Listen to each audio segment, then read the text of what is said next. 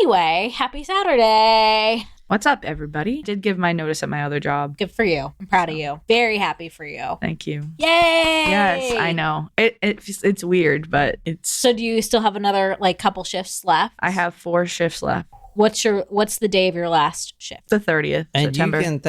You can thank our supporters. I can. Yeah? Because they're the reasons. Yes. If it weren't for you guys, I would not be able to sustain without another job. So that's awesome. Yeah, we'll see.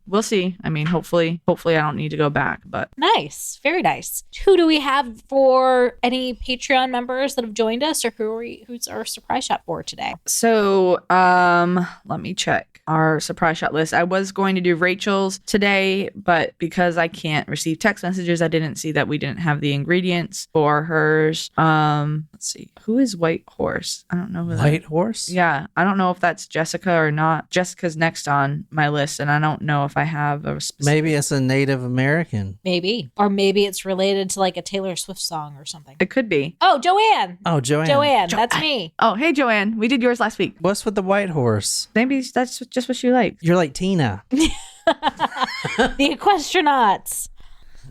We did one for Joanne last week. So Rachel is next. Technically, so we'll just not dedicate today, I guess, because I don't know if we don't have her ingredients. So, how about, is Natasha on here? It's her birthday, I think next week. She said, or this week. Is it? Mm-hmm. We can do a birthday shot, a birthday shot for Natasha. This is my porcelain horse, Horseland. Yeah, Joanne, we did the horse. Joanne, we did the... It was good. Yeah, I liked it was almost like a hot toddy. But with orange juice. And cold. Yeah. But that's what it reminded me of, though. It was good. All right. Surprise shots. Surprise shots. We don't know what they are because they're a surprise. I feel like my voice has more bass in it today, and I don't understand why. You haven't woken up yet. Yeah, that's probably Skip the coffee, went straight to beer. That's because you're talking into the mic. I'm not being mean, but when you're talking like this, it's called the proximity effect. You get more. That's how Howard Stern does it. I'm Howard Stern. Cheers. Cheers. Oh, that was good. That was delightful, Jen. If I was a pussy. Jen, what did you pick? It was Malibu with sour mix. Oh, that was really yummy. That's a cocktail right there. Cock. Wait. Oh man, Brandon, where you at? So, is this the final? Well, here we go. Rushing the narrator again. You got quiet in here. All right. Well, just let me know when you want me to fucking talk. So it's cool. Oh my God. Okay, I'll let you know. It's okay, Nicole. We're just background noise. You know what? I ain't got time for that. You gonna be like that? I'll take my business. I'll take this puss elsewhere. Hey, Amber. What's up, Amber? What's up? Titties. Not you, Amber. All right, let's get started. We have Jack the Ripper. We're getting done, son, with Jack the Ripper. I am so sick of this. I said that I would put a name out there, and I'm going to. Is it Jack the Ripper? No, that name is John Somerton. Oh, okay. I just completely made that name up, and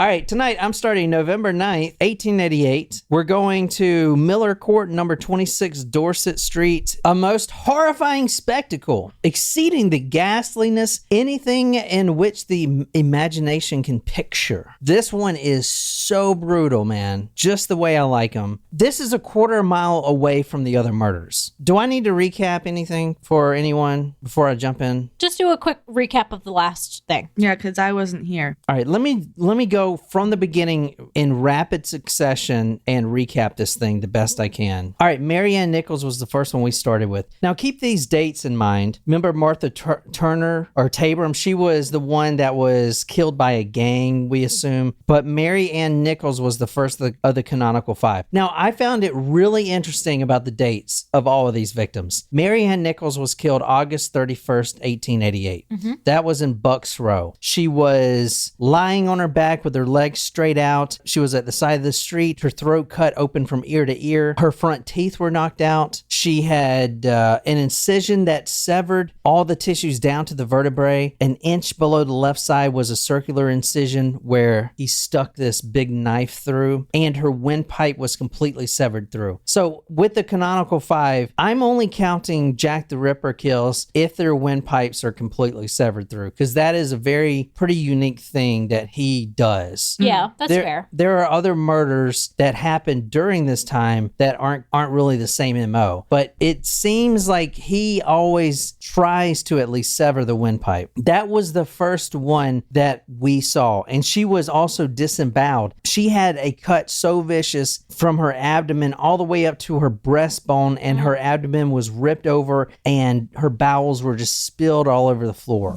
Gross.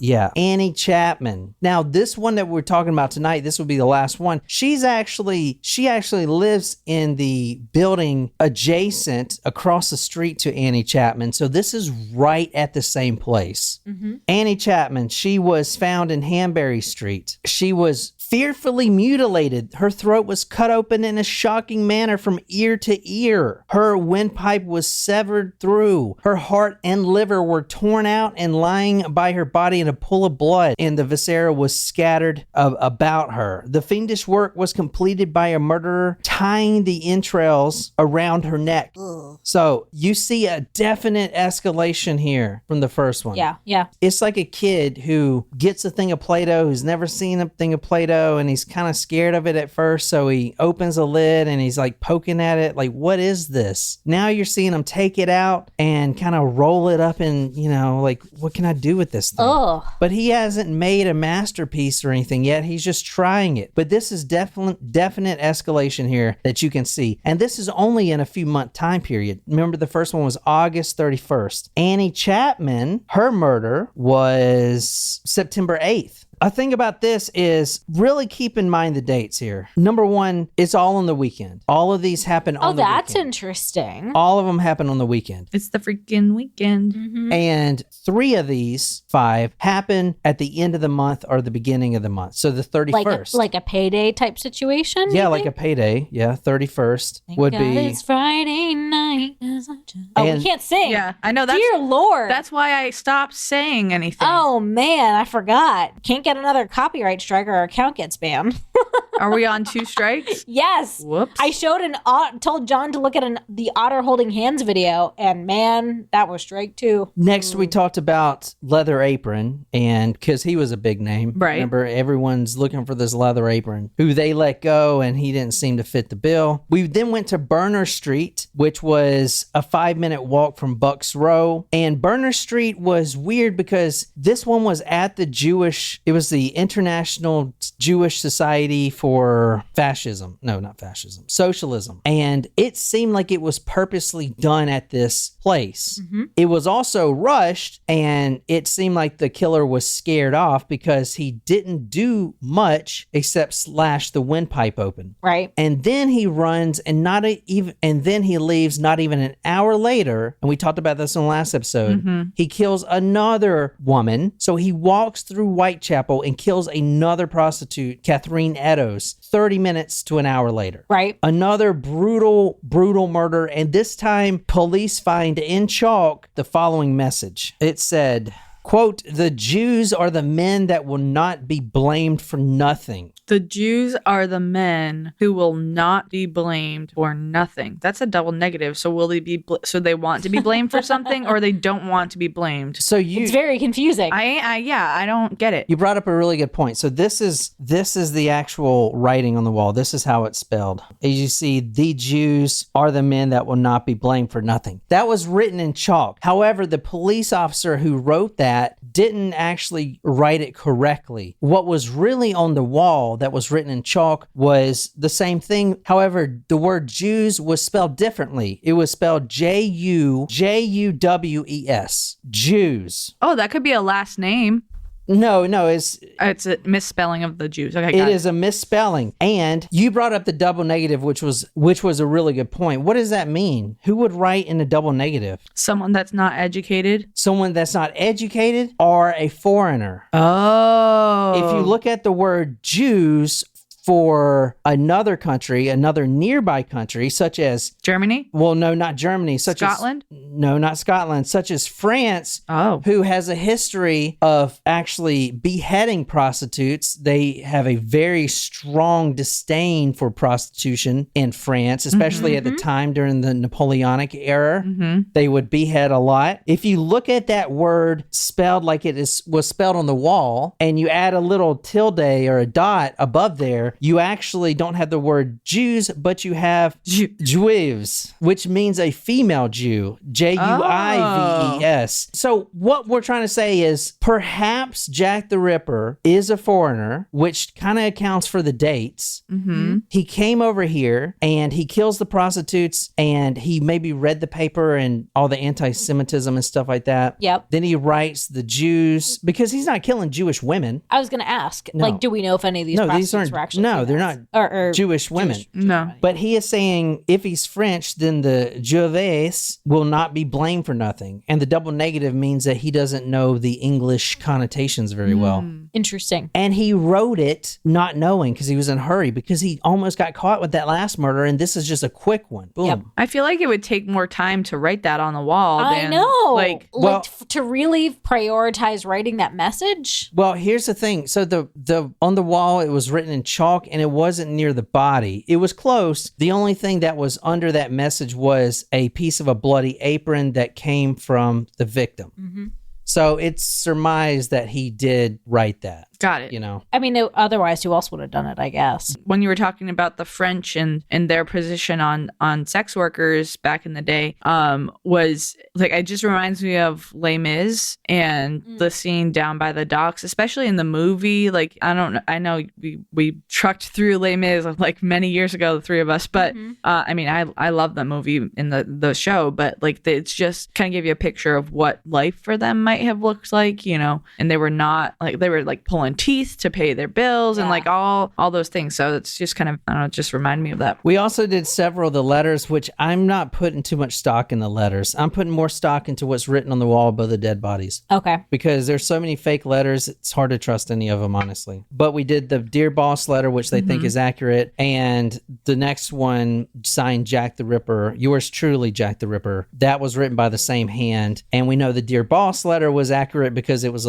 sent with a kidney of a victim. Right. So we also know that. Because we think a lot of them were written by people trying to sell newspapers. Yeah, for that purpose. We went over that female that was arrested. Yep. There was a female arrested that we went over last time. Her name was Maria Corner. She was arrested for sending letters to local chief constables and local press, signed Jack the Ripper. The girl is good looking, respectably dressed, and in regular work at the leading drapery establishments. They found several written letters that had been signed Jack the Ripper. That's why there are hundreds of them. Huh. Now, can I ask, I know we looked at the Dear Boss letters, but was there any like misspelling or weird French stuff, or do we think that maybe they put that they knew that the French had that? I don't know. I don't know. I got to go back through the letters. We might do that eventually. All right, we're getting started. November 9th. Before the last one was the 8th of October. So this is November 9th, almost a month later. And it's also on the weekend.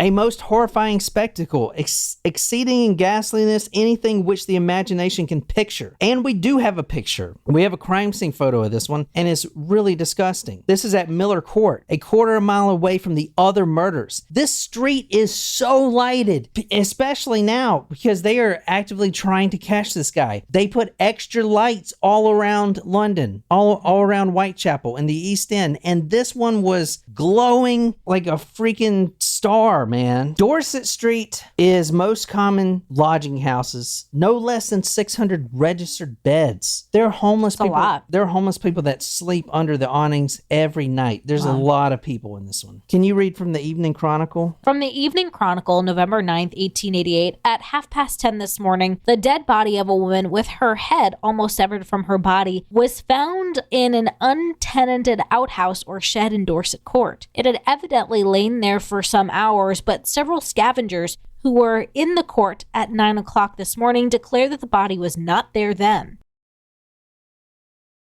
All right, so that paper you read was from the Evening Chronicle, November 9th. The day that she got murdered. She just got murdered a few hours before. We know now that she actually was a prostitute who registered a room, a lodging house room, to take a John back. So this is the first murder that happens in a room, not out in public. Okay. So basically, he has hours to do his work. And it seems like this will be the last one. Because remember, the last two murders happened in succession because he was rushed on both of them. Mm-hmm. So he waits a month and he comes back and he's like, you know what? I need to actually paint a picture here. And I can't do that on the street. I need to be in a secure room where I can work. And that's what he did. He was invited into this woman's room. Her name was Mary Kelly, and he did his work. According to the man who first saw the body, the guy that worked for the house owner, the runner, if you will, who goes up and collects rent every morning from all these women that stay there. He's the one that first saw the body. He comes running back and he says it was, quote, cut up something awful. Now, as I said, Dorset Court is exactly opposite of the house that Annie Chapman lived, where this guy had murdered just not even 2 months before. Like, it was almost like an FU. I'm going to do this right here. Yeah. Where you guys are looking. And there's cops walking up and down the street, especially on this day, because they know this may be a murder night. So it's just It follows the pattern. It follows the pattern, and they have already realized that pattern. Aha. Yeah, so He's ballsy. He's very ballsy, yeah. But that's why he does it in a room. And everyone's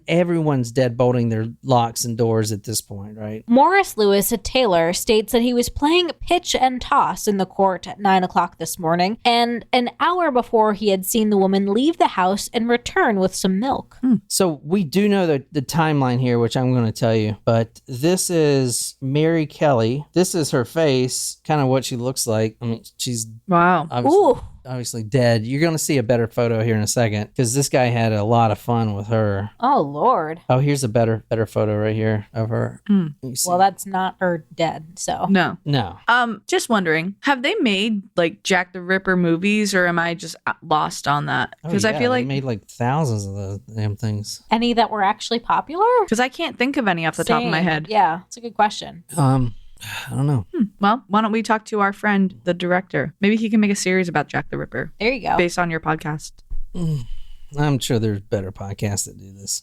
Which ones? Morbid. This guy that works for the house owner, he runs back and he's like, there's been another murder. Oh, it's something awful. The police immediately come. Now, this is 9 o'clock in the morning. So she has been dead for several hours. He was in the room and he had his way. He painted the perfect picture and then he left, in the morning. Probably under the cover of darkness, but just kind of left, shut the door, and now it's 9 in the morning, and the kid that collects the rent is the first one that notices the body. The first one that sees the body. He tries the door, knocks and everything else. Miss Kelly, are you in there? Rent's due. Tries to open the door. Nothing. Can't get in. He goes around where he notices that a window is broken. And apparently the window has always been broken, but you can see through it. And this is what he saw. The body lay partly on the bed, the throat was cut, and the breast and other parts of the body hacked about in a fearful manner. She is stretched out on the bed. This figure, he can't tell what's what. There's no lights in the room. This is candlelight, and there's really not any illumination coming in from outside, so he can kind of barely see something on the bed, basically a big lump of flesh. He doesn't actually go in for a closer look. The police are going to do that. He just sees it and is like, I'm out. He goes, gets the cops. But as you're going to see, this woman was fearfully mutilated. Her flesh was stripped off, quote, leaving just the skeleton. Oof, that's brutal. Yeah. At this point, Mr. T comes in. I pity the fool.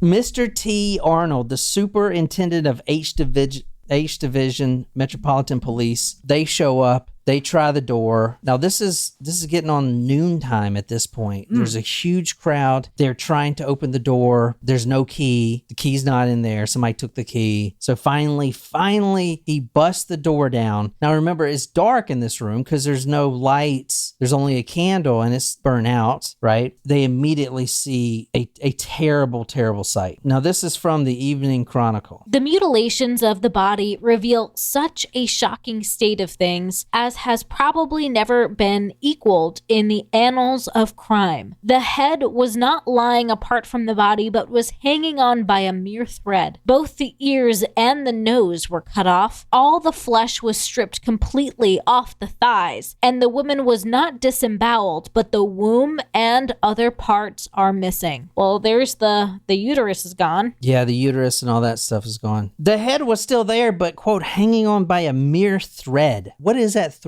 Like a spaghetti noodle. Yeah, that's nasty. Like a tendon, right? Ugh.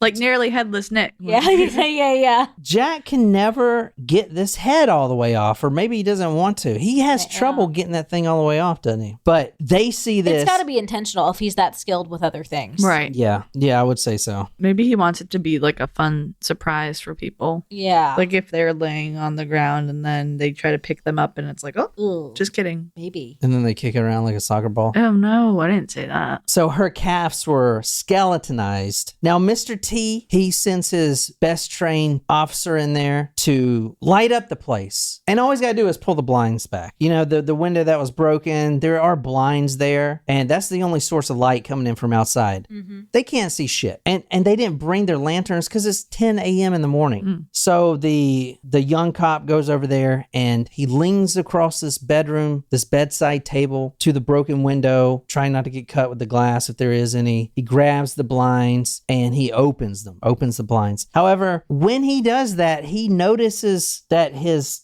arm that kind of scraped the table was getting goopy. It's like, what the fuck is this? Did somebody spill like a wax candle and there's wax everywhere? Oh, no. So at this point, because I said the room was dimly lit, he pulls the blinds back, and before anything else, he looks down at his uniform, and that brass badge and that nicely pressed uniform that his wife pressed just this morning was now covered in crimson. This goopy substance was covering his jacket. The brass badge that he had shined all morning and took great pride in is now dripping of this goop. And then he finally looks at the table across from the blinds and he realizes why he is so goopy and sticky. At that point, all the police in there realize the same thing. Whoever was in here was a true artist. Whoever was in here took his time and they wanted to paint something beautiful. On the ceiling? At least to himself. Like the Sistine Chapel? Yeah. They have did you know that they have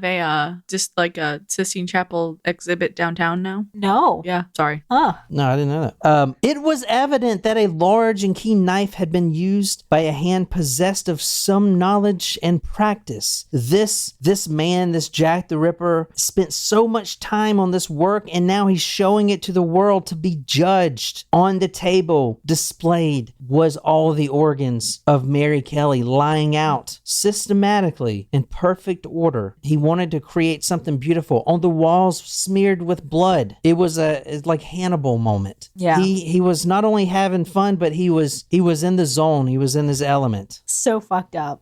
What? Yeah. Well, it is. I mean, That's pretty crazy. The fact that he lined up all the organs on the table, so he didn't take any for himself. No, he didn't take any. I'm trying to. That's interesting. So we do have a picture. Let me show you. oh no. Oh, I don't know if I want to whoa. see a picture. I kind of do.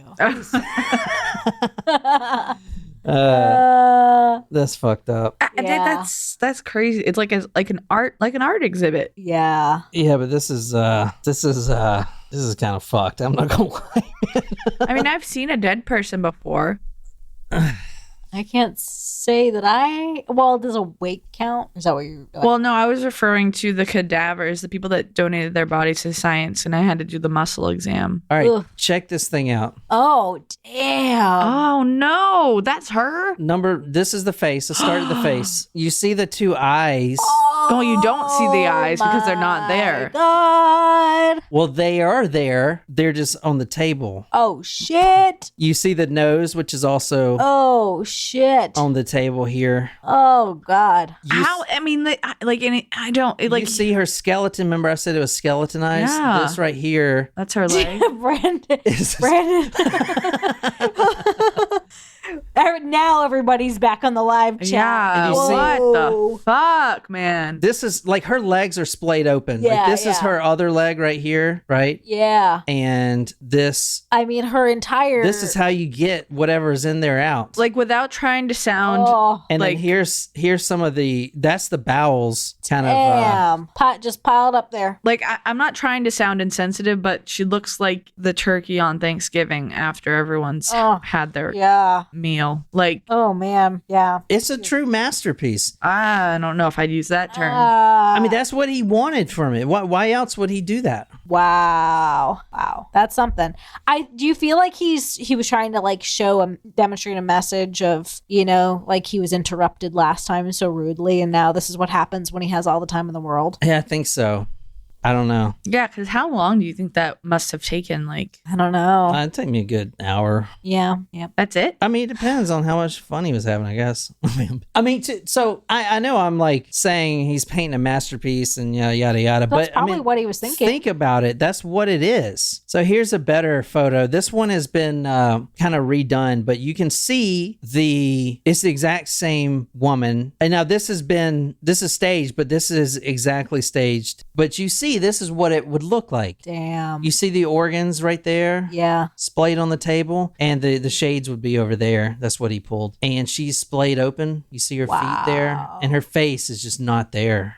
Like her face is gone. That's meant to be like a recreated photo. Yeah, I'm pretty sure, because unless someone made it- Copycat? Like, No, and I mean, there's some talented people, so some people could have, did the clarity or whatever. I don't know. Let me show you some of the other photos, the crime I'm scene surprised photos. that there are photos of this. yeah. Yeah, Right? Yeah, I've been wanting to show you all the other photos. This is a colored photo. It's been remastered, but this is the real photo here. This is The same photo? no, this is a different victim. I'm gonna show you all the victims now. The ones that we got photos for. Oh, okay. You see her there. Yeah. Oh, wow. Oh, that's so sad. So That's a redone photo? I take believe it? this one Yeah. was colored in. This is the actual photo. Because but, they have that technology now. You can color Yeah. well, some black of and the, white photos. they do this a lot. I mean, it's the same photo, but you Wow. just color it in. That's wow. I mean, not to say I don't know how to make this. I always worry about sounding like whatever, but it almost when you look at photos that are black and white, it doesn't take the shock value out of it because that photo we just saw was kind of. Oh my God. But if we had that in color, I don't think I would be okay. You know what I mean? Like it's like the color adds so much more Yeah, like reality to dimension it. to it. Yeah. That's pretty crazy to see those. Yeah. Yeah.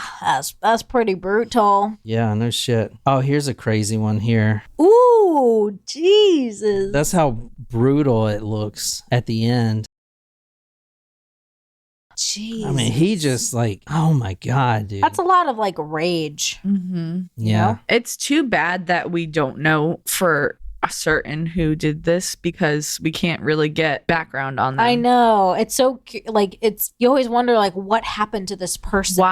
What made you hate people so much to do yeah. something like yeah, that? but I can't just imagine this guy stopping unless he was killed or imprisoned. Or maybe he had caught Or- the plague or something. Or yeah. Well, That's a good one. what I was going to go into When was the Spanish flu? in the 1800s. is there is a paper that I found Or no, 1917, I think. where a I doctor don't know. basically came out and said that he thinks Jack the Ripper had hallucinations, but that was before the word, what do you call it? Schizophrenia. Schizophrenia was a thing. And he was trying to explain it like fits of anxiety where he wasn't in his right mind. And he would say that he would do it and then not remember. So he was basically explaining something that's never been invented. I thought it was really interesting. Whoa, I never really thought of Oh. like Dr. Jekyll, Mr. Hyde / Jack the Ripper crossover. Well, Dr. Jekyll and Mr. Hyde. Oh my God. That was the one.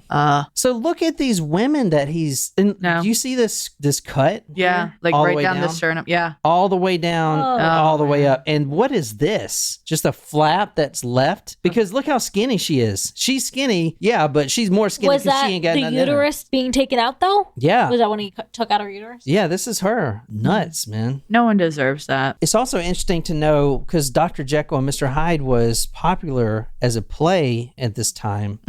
And, everyone was seeing that. So, I don't know. That's interesting. Crazy. Yeah, that is crazy. Yeah, she was. I mean, it was like a picture, wasn't it? Didn't he paint a picture of it? Sort of. In blood. Yeah. Crazy, man. Anyway, so who would do this? That's the big question. See, the thing about Jack the Ripper that I'm finding out is you seem like so confident that you can solve it. It's like right there, but then it's never there. Now, so the room had thin walls, and at the time these were real thin. I saw the word match lining. Ooh. So whatever that is, like very thin walls. And the room above was home to a couple who didn't even awake when they were sleeping to any noise or anything.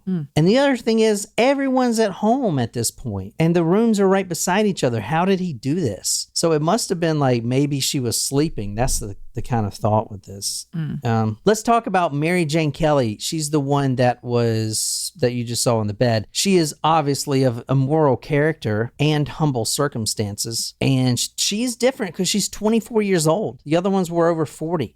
This is different. She was separated like all the rest. Tall, slim, fair, and attractive. Yesterday at 1 a.m., she was heard singing Sweet Violets in her house. We got a couple witnesses here. We're going to try to map out a timeline real quick. Like, when was she killed? One witness, Marianne Cox, who is also a city dweller. She saw Marianne right before midnight, Thursday night, worse for drink, in the company of a man carrying a pot of beer, like a growler, basically. So can you read from the London Morning Post? I sure can. From the London Morning Post, 13th of November, 1888. Cox followed the pair and saw them enter Kelly's room. The man turned around as he entered and closed the door, and Cox must have had a good view of him. The man was in all likelihood the murderer, for there is no suggestion that the murdered woman took more than one man to her room that night. Cox stated in a positive manner that the man was short and stout, shabbily dressed, and wore a round black billycock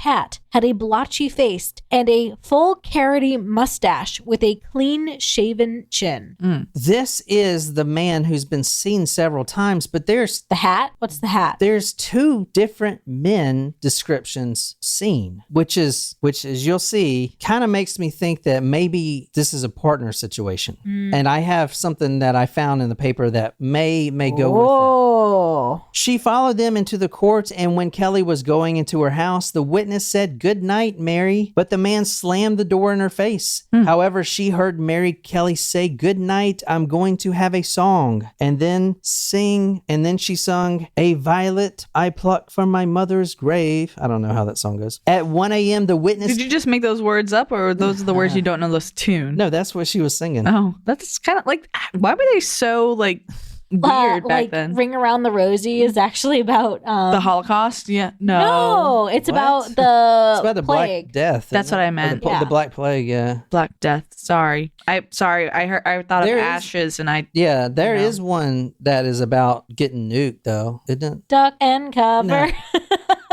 I don't know that one. What's that? You don't know the Duck and Cover song? It's ask your mom; she'll Yeah. know it. Like Yeah. all your parents, all of our parents had to do it in school. And It was a song to teach kids. It had a little turtle cartoon along with it. And it told for kids nuclear- to dive under their desk and literally kiss their butt goodbye. it's like you remember we used to do tornado drills, or you probably Yeah. still do it. Well, yeah, we do. So during the Cold War, everyone's thinking that there would be nukes flying everywhere, which there almost was. So they would do that. Yeah, your parents know. Ask them. Duck and Cover. Okay. What, the school down the street from my house, I don't know if you guys remember, it was right down the road. They had it was a shelter. A bomb shelter? Yeah. Oh, interesting. Yeah. This short man, stocky with a blotchy face, that is one I've been seeing a lot, but I've also been seeing another description. What? There's a man, like the Burner Street man for instance, was a very dark man. The Hanbury Street guy, a dark foreign man similar to Bucks Row. So this blotchy, pale face doesn't jive with a lot of these other witness statements. But I am seeing both at the same time. So I did find something kind of interesting. Okay. The witness Elizabeth Prater, she returned to her room at 1 a.m. on that Friday. However, at 4 a.m., her kitten started rubbing her face and she tried to slap it. That's what she said. I tried to slap it. And then she heard a faint cry of, "Oh, murder." Because if you're getting murdered, that's what you say in the day. You say, "Murder." There's been a murder. No, you say, "I'm being murdered." I guess it's like the same thing if, the R word. Yeah. What? Oh, rape? Yeah, y'all don't say that now. No, but like... Yeah, I guess you would. Yeah. No, I think they just use murder as a catch-all. I don't know, though. Fuck. Anyway. Mayday. So, Sarah Lewis, another city dweller, saw a man standing near the Dodging House door, which is the door leading up to her room. He was wearing a wide awake hat, which fit the previous description of a guy wearing a wide awake hat. What is a wide awake hat? All right, let me show you. Oh, wait, is it Hold on, I'll show you. The wide awake hat from 1866, the collection edition, what we looked at the other day, from Bowman collection, which is the very one that H.H. Holmes wore. Oh. And H.H. Holmes did have a partner in some of his crimes, I'm just going to say. Oh, he did? Yeah, oh yeah. I'm like, that surprises me that somebody would trust another being with like that sort of behavior, Oh yeah, a lot of my friends trust me to do that shit. So she saw a man standing near that room, but it wasn't a short, stout, blotchy faced man. It was a man just standing there wearing a wide awake hat. This man, to her at least, seemed like he was waiting on someone. But this is 1 a.m. Who the hell are you waiting on? Right. In the dark. She also saw another man and woman, Mary Kelly, walking up, and the woman, Mary Kelly, was worse for drink. I'm going to start using that term. Does it not seem like whoever, the man walking up, which was obviously the one with the bottle of beer, the growler, who left, said goodnight, slammed the door in her face, and left at 1 a.m., does it not seem like this guy in the bowler hat was waiting around for that moment, for him to leave or whatever? Isn't that weird? Yeah. So, Dr. Phillips, his evidence, together with the timeline of Mary Ann Cox, Elizabeth Prater, and others, put her murder time around 3 a.m. Quote, a fact which brings into startling relief the murderer's coolness, caution, and tenacity of purpose. The light in her room was extinguished at 2 a.m. in the morning. That's what neighbors would say. The murderer must have restrained his impulse for nearly another hour, probably waiting until all fear of the return of the late resellers and others had passed. Long before the murderer began his deadly work, the victim must have been in a deep sleep, from which she was awakened by the murderer's onslaught, but only for a moment, as she was able to utter only one cry of murder, as said to have been heard by several dwellers in the court. There was a postcard sent later to that house address, but everyone pretty much thinks it's fake. It's not written in the same hand. It was sent from Folkestone, which is a city nearby. It was signed Jack Sheraton, the Ripper. It said, "Don't be alarmed. I'm going to do another, but this time it will be a mother and daughter." But it was most likely fake because it was... And there was no follow-up murder. No, that was it.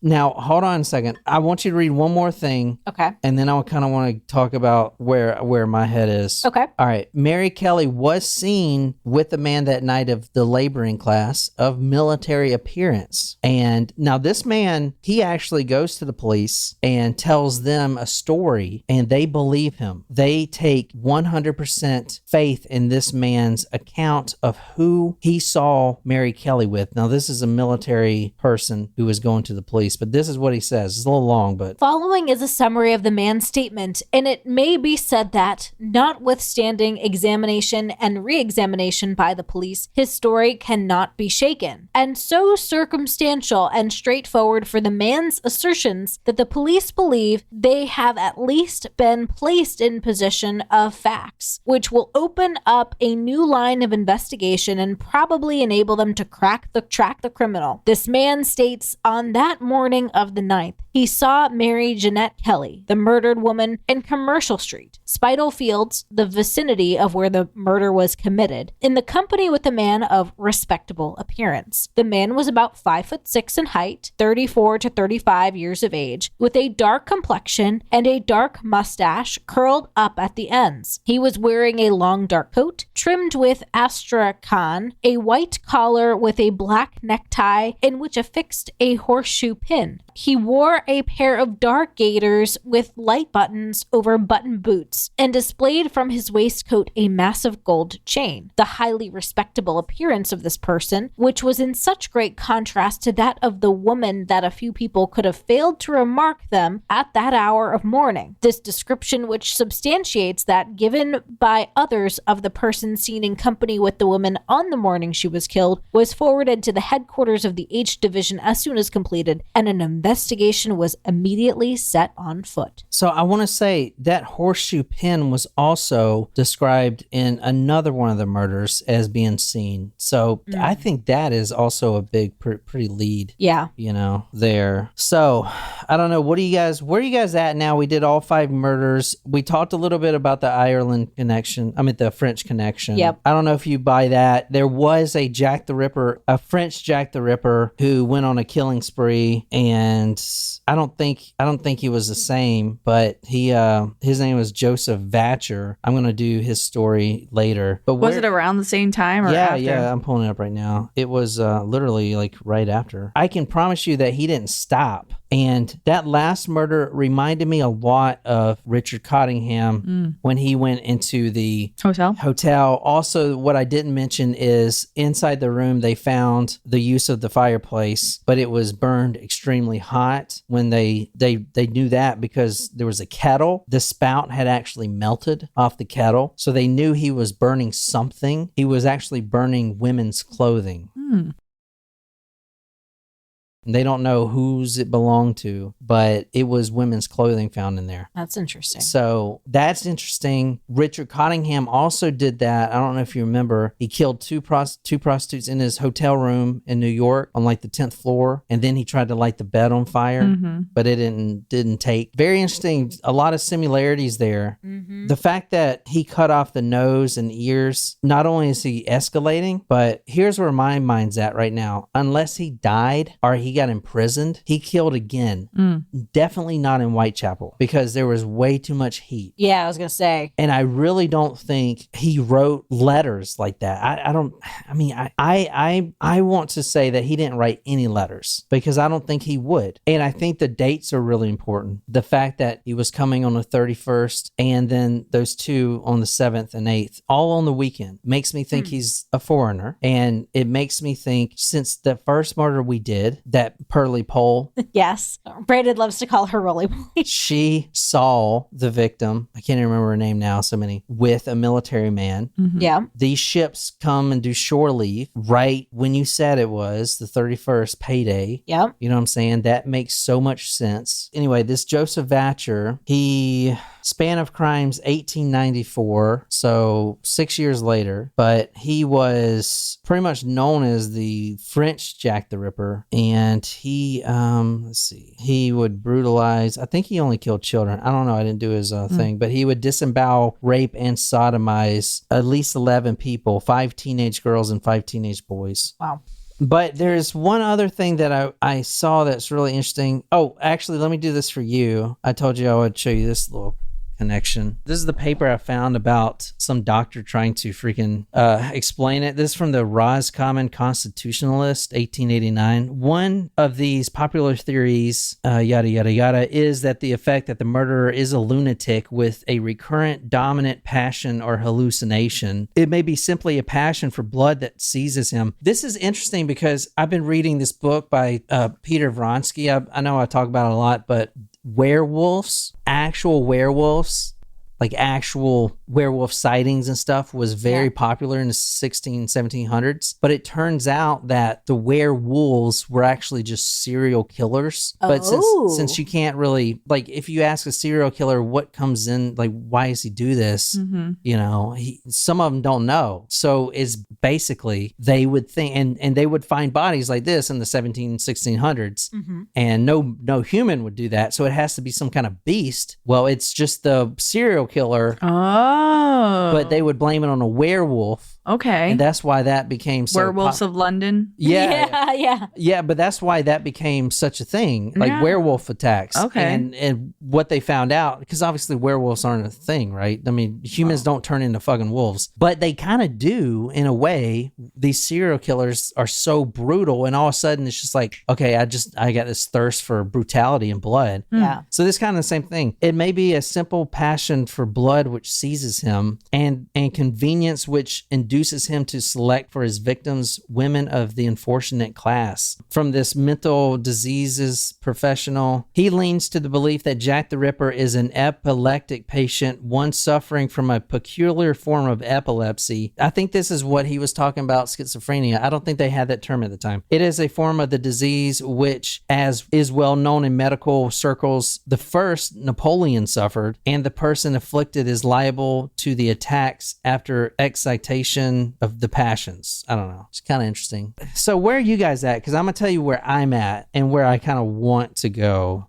personally with... Okay, so I'm still of the opinion that all of the Whitechapel murders, I know there's like a canonical 5 that we're saying are all Jack the Ripper. And I feel at least like pretty secure in some of the surgical nature of the canonical 5. Not all like I'm a little iffy on every single one of those 5, but I'm not convinced that all of them are the same person.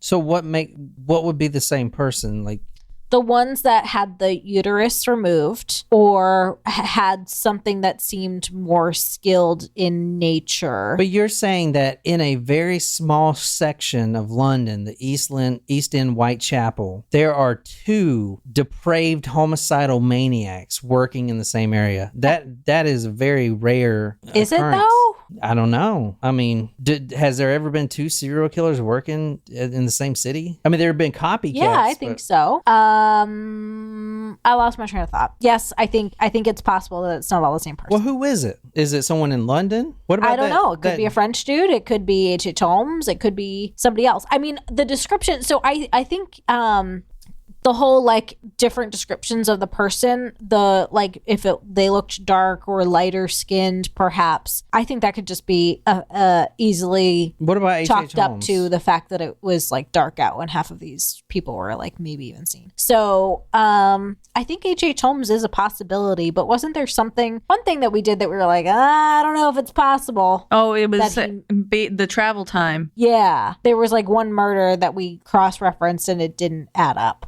Yeah, that's true, because it was only a 3-day difference or something like that. Yeah, it was like definitely not enough time. But otherwise, all this, the type of hats and the mustache and all those things, like, those are. Yeah, Albert Fish does kind of fit the bill, now that I'm looking at him. Yeah, but he wasn't ever in London that we know of. Yeah. So. What did the spelling of the Jews do to you? That made me think about a foreigner. Yeah. Like maybe a French person or someone that was maybe not a foreigner but did it to make himself seem that way. Mm-hmm. All right, check this shit out. Most of the people at this time believe it was a foreigner. Quote, they've been done by some short voyage man. Well, that explains like the import-export, like the people that work at the port. Well, check it out. London, especially around Whitechapel at the time, with all the cities, they don't have farms, but yet they sell meat, sell cattle meat. Cattle boats were aplenty in London, coming in and out all the time through the Thames, especially on Thursdays or Fridays. And then they would leave again on Sundays or Mondays.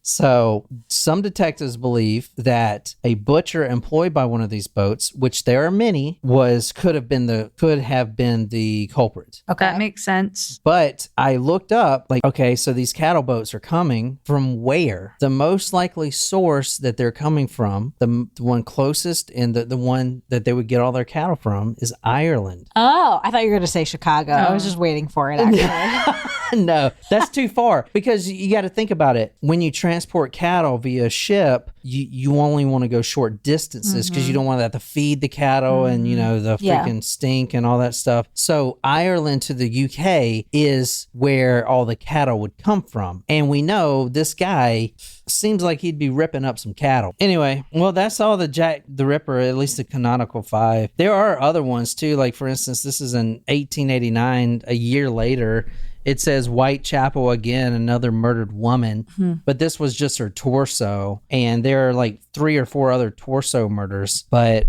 Jack the Ripper, there was no more real letters sent by him or anything. So I don't know, man. I can tell you He that just vanished. Yeah. I can tell you. Well, I think so. These killers, the ones that have stopped doing the crime, they either get killed or they get imprisoned. Right. Like they don't just stop. That's why I want to go look at other countries. Yeah, Right. I get Like if he came from Ireland, did he? And I only looked the first, one that I found, but did he do it there? What about France? I can't. I don't have access to any French papers, so I can't translate them anyway. Yeah. Only English speaking countries, but I don't know, man. I think the stream just died. Oh. Oh, did it? Yeah. Shrim said RIP stream. Oh, fuck Yeah, it. it's died. So stop it. Well, we were done anyway, pretty much, right? Yeah. Until next time, good night, you lovely, lovely people. Until next time, good night, you lovely, lovely people. Until next time. Baby. Oh my God.